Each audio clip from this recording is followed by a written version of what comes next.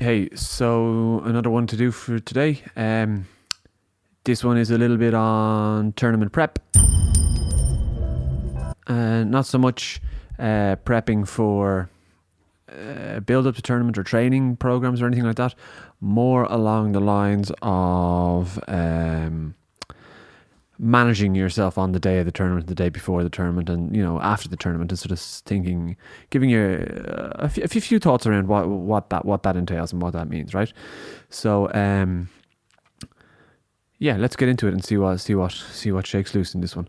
So these are kind of five things that I've sort of thought about as important things for tournament management of yourself on the day and the day before and so on. So I mean, here's number one, and it's really obvious, and it's one that often gets kind of forgotten about. You start your tournaments the day before, really. So I mean, if this is the same for everyone, whether it's your first tournament, you've just gone, yellow belt or whatever it is, and you're going to your first sort of national tournament, or you're out there in your season for a while and you want to get, and you're competing, you've done tournaments before. Here's a really really easy tip: get your gear ready. The amount of days, and this is for umpires too, right? Get your gear ready the day before. Have your kit bag ready, have your sparring gear ready, have your gum shield, groin guards, head guards, dough book, belt, towel, water, food, snacks, whatever it is you need to do. Suit, tie if you're an umpire. Get it all ready the day before, so you just have to pick up and go. There's nothing that'll break your routine or your rhythm or set you up for a bad start than frantically running around the house in the morning of a tournament looking for your belt or whatever it is, and then you get to the venue and you're rushed and you're frazzled, and it pervades through the whole day. So prepare properly, get your gear ready the day before. You don't want to be on the day at the venue missing your belt or your gum shield or your shin pads or whatever it is, because you didn't just do that 10-15 minutes work the day before to prep it. So that's top tip number one: get your stuff ready. It'll really pay dividends. The second thing is kind of on the day when you're in the venue, you've done your weigh in or whatever, your check in, you've met your instructor if you have to meet them for time slots or whatever it is, and you're kind of now, it's about managing yourself a little bit. So I mean, the reason, why do we compete? Why do we go to tournaments? We go to tournaments to try and win, to try and sort of it's a challenge against ourselves as well as against other people, right? You want to measure yourself against other people from around the country or whatever it might be, that aren't your club mates. So you want to spar with different people, you want to do patterns against different people, power or spec or whatever it might be, but it's a measuring stick. So I mean, but it's a competition, so you want to bring that kind of winning mentality and that winning mindset with you. And this is really important for tournament and for Taekwondo in general, and for martial arts, for life in general. Bring that winning mentality into things you do. You've decided to enter the tournament, and you may as well go there to compete, to try and win. So if you go into a sparring match or a patterns match going, oh no, I have a red belt to spar, and I'm only a blue belt, and I'm really worried that they're going to be much better than me, and this kind of stuff, this just creeps in and it's pervasive, and it'll wreck your day. It'll ruin your performance. It'll ruin your mood. You have to. It's okay being nervous. Don't confuse this, right? You should feel nervous, like you're ready. Kind of, okay, this person is good, and it'll be a good challenge, and but I have my strategy, and but you have to have kind of that winning mentality of, I'm going to go in, I'm going to do my best, I'm going to perform at the level I know I can. I've done my training now. Now it's just up to me to go out on the mats and do it.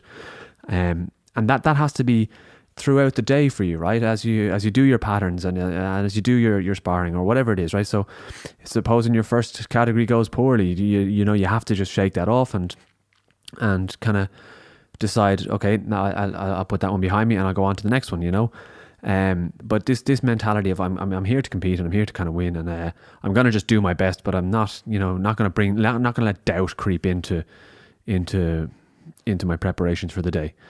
So that winning mindset is really important on the day to help set you up for the rest of the day and manage your mood throughout the day.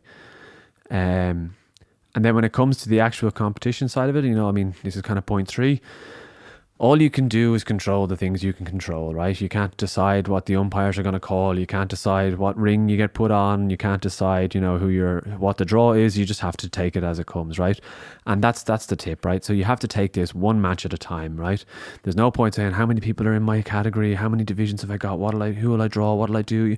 It doesn't really matter. None of that's inside your control. All you can do is control the things that you do on the day, in any given match, right? So you're going to walk into your patterns match, and you're going to go out and you do your pattern and take it one match at a time. Same for your spar. I have this person to spar next. I'm going to go out there. I'm going to do my best. I'm going to see how I get on.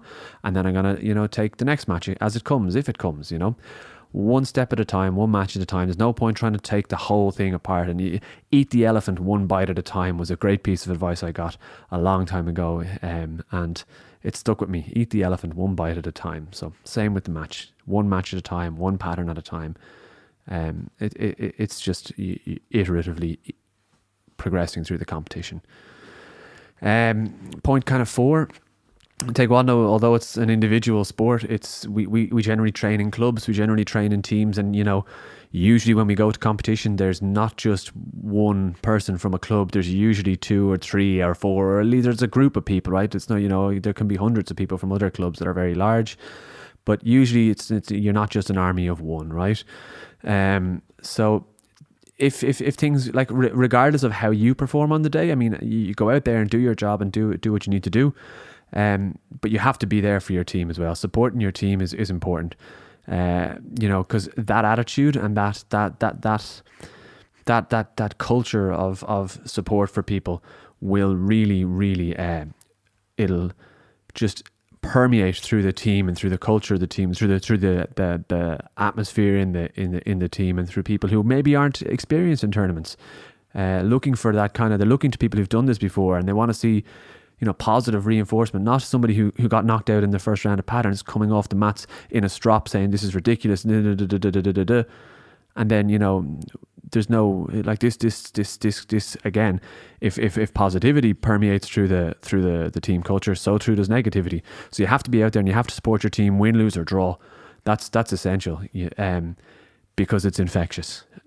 So if you're one of the more experienced competitors, regardless of your own performance, you have to support your team. If you're one of the new competitors, you have to support the experienced competitors as well. They want to be cheered on just as much as you need that reinforcement, So support your team is a big one for me, And so that's kind of point 4. And then kind of point 5, when all is sort of said and done, and you don't forget to sort of look back over your day and analyze your day yourself, right?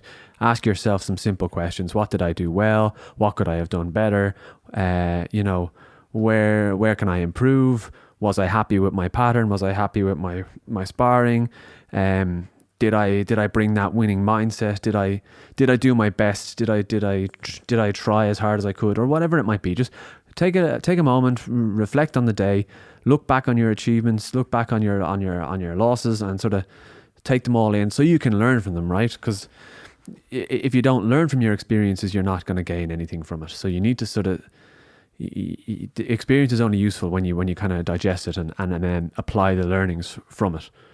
And that's kind of the 5th thing, that and it's often forgotten. Sometimes we run into the tournament, we run around, there's loads of people, we do our job, we walk home, and then the next time we talk about the tournament is in the club the next day. So sometimes it can be nice to sort of sit back and reflect and not being hard on yourself. If the tournament was a complete washout for you and you got knocked out in the first round in all your divisions, you have to just sort of take that on the chin and go, okay, well now I need to address that, and why did that happen, and how can I improve on that, and rather than being hard on yourself as I'm terrible at this and I'll never be good at this and the whole world hates me. That's not, bring that winning mentality back into you. It's like, okay, this time, what can I do to improve it next time? And these are just some sort of tips that I've seen, for managing your tournament mentality, things that'll help you get the best out of your tournaments, because tournaments are great crack. It's great for the team to get out and perform at them. It's great for people, and it's really honest, right? The great thing about tournaments is, it's a real measuring stick of where you're at.